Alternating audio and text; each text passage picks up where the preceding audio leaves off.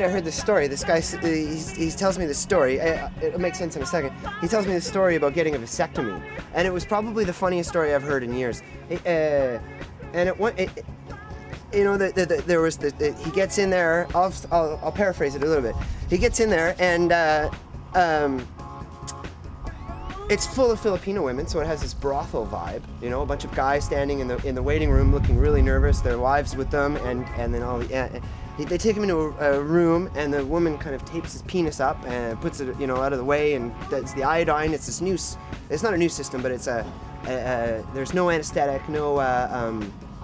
You know, there's just a little. They put a little hole in, pull the tube out, cauterize it, and you know, put a bag of ice on there, and you're done.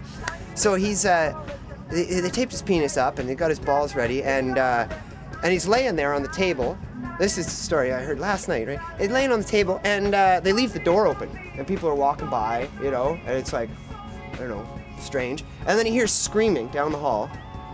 And there's a ruckus and stuff is happening, and somebody comes in, and the screaming calms down a bit, and somebody, oh, the doctor will be here in a minute. Would you like me to put on music? He says no, and she does it anyway.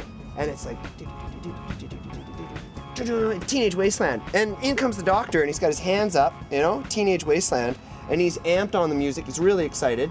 The gloves go on, he's ready, like the Filipinos put the gloves on him, and he grabs onto his balls and he starts working his balls, and the first thing he says to my friend is, "So what do you like to do for fun?"